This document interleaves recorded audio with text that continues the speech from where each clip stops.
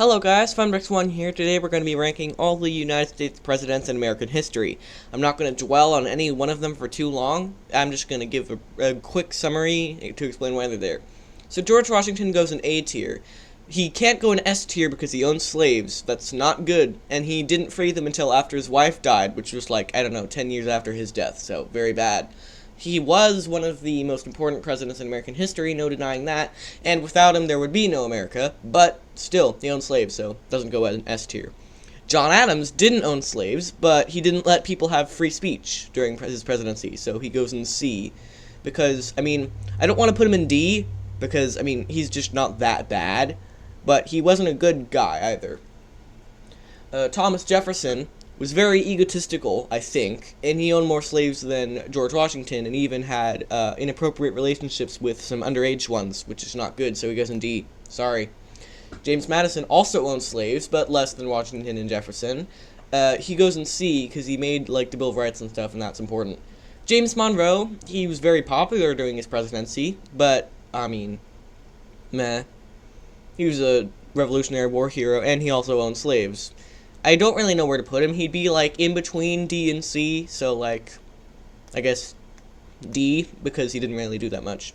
John Quincy Adams, son of John Adams, was smarter than him and didn't own slaves, so I will put him in B. Andrew Jackson. Okay, so he paid off the United States national debt, but he also made a bunch of Indian people die by Trail of Tears stuff, and made him go to Oklahoma and stuff. Also, he owned more slaves than any other president, so he goes in E. He's not an F because he paid off the U.S. national debt. You can't ignore that. Martin Van Buren, he's Andrew Jackson light, so he goes in D. No, he also goes in E because more Indian removal stuff. William Henry Harrison I'll put in D because he died a month into office, for starters. And he probably would have continued the Trail of Tears stuff because he fought Indians, I think. John Tyler, he goes in E because he's buried with the Confederate flag, and he did, like, nothing during his presidency. Although he was on a boat when a disaster happened and killed some members of his cabinet, so that's kind of cool, I guess. James Polk expanded the United States territory by, like, twice the size, getting Oregon, Washington, California, Idaho, Texas, all that stuff. But he did it by starting an unjust war with Mexico. He also lowered tariffs. I guess he goes in C, but like a C minus because, you know, kind of racist. Manifest Destiny. Kick all the Indians out and we steal their land.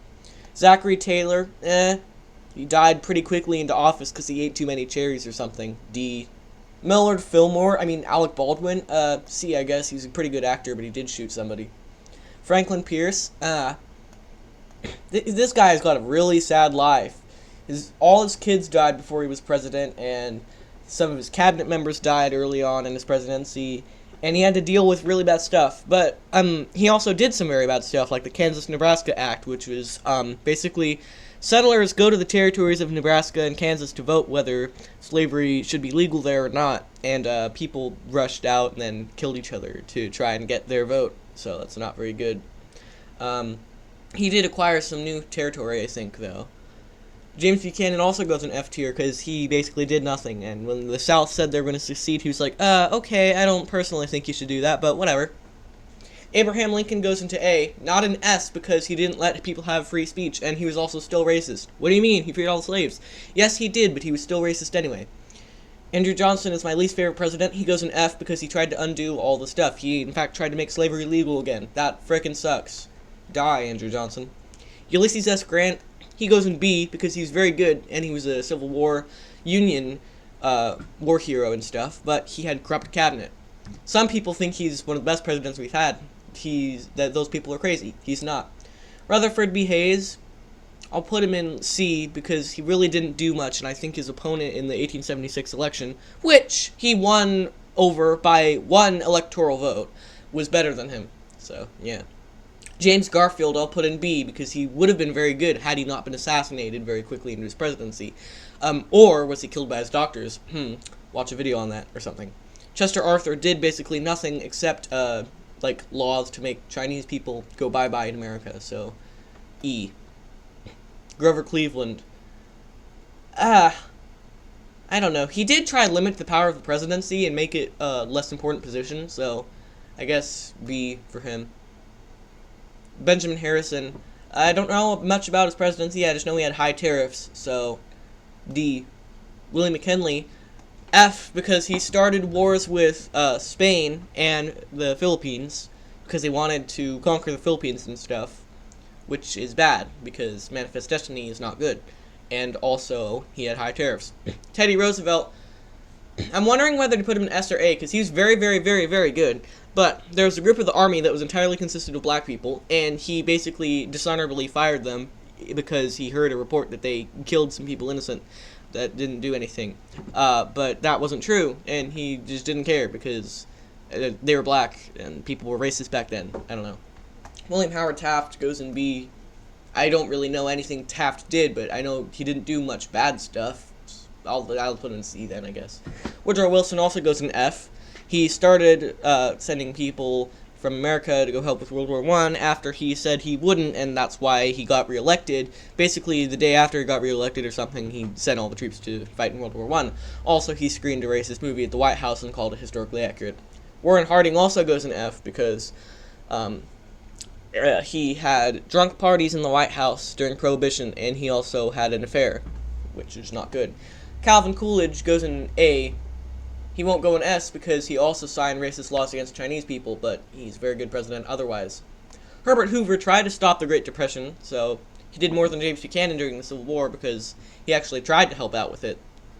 Franklin Roosevelt goes in C. He doesn't go any higher because he had Japanese concentration camps in America, which is basically just American Hitler, because Hitler had Jewish concentration camps in Germany, so FDR is basically just American Hitler, so, you know. Harry Truman. I will put him in A because he stopped the war with Japan. Actually, no, B because Japan was going to surrender anyway and he still dropped bombs on them. Dwight Eisenhower. I forgot what he did, but he was very good at what he did, so I guess I'll put him in S because I can't name a negative thing he did. JFK. He goes in A. I won't put him in S because all the civil rights stuff that happened after that was with Johnson, and besides JFK, despite keeping the country out of World War III and stuff, he had affairs with his wife, so he's not a perfect person. Lyndon Johnson was very egotistical, but he did sign civil rights stuff and stuff, so C. He's not any higher because he kept sending American troops to Vietnam for no reason, like, literally what? Richard Nixon goes in E because he's not as bad as these people, but he was still really bad, and he was trying to win the election by finding stuff on the Democratic Party in Watergate. Gerald Ford goes in D because he didn't do much, and he pardoned Nixon, and he also said there is no Soviet domination in Eastern Europe, and there never will be. Stupid freaking idiot. Jimmy Carter goes in B. Even though people think it was Reagan, he freed the Iran hostages, or Iraq hostages, I forget which one it is, on the last day of his presidency. He's also a really cool, charismatic guy, but he did say that he didn't want his wife, he wanted other women. Ronald Reagan is one of our most egotistical presidents ever, and he didn't actually do that much good during his presidency as people give him credit for. Sure, Berlin Wall went down, but that was, outside of America. And he survived an assassination attempt, so whatever. D. George Herbert Walker Bush. He did nothing, basically. E, because the only thing I can actually remember him doing is, actually no, I'll put him in D, because he made wheelchair ramps, like, legal everywhere, like he needed one. Also, he threw up in a Japanese guy's lap, which is really funny, so I guess he goes in D. William Jefferson Clinton smoked marijuana and had an affair with Monica Lewinsky, so E, I guess. And he also just seemed kind of boring. George W. Bush, or W as everybody calls him, I'll put him in C because he kept the country together and stuff and strong during 9/11, even though he did some bad stuff in his presidency. His vice president was way worse. Actually, I will put him in D with his dad. Because, he did start that one war that we didn't get out of until, like, last year or something. But he did keep America united and stuff during 9/11. Barack Obama, I think I'll put him in S tier. Because I can't name much negative stuff about him. He was also the last good president we've had by my standards. Donald Trump, I will put in F. I hate this man's guts. If he wins the 2024 election, I don't know what I'm going to do. I'm going to cry. I don't know. But he literally told people to go storm the U.S. Capitol to stop the votes for Joe Biden being counted, and they killed 6 people while doing that. Joe Biden is the current president, so I won't say my thoughts on him. And there you go. That's my president tier list.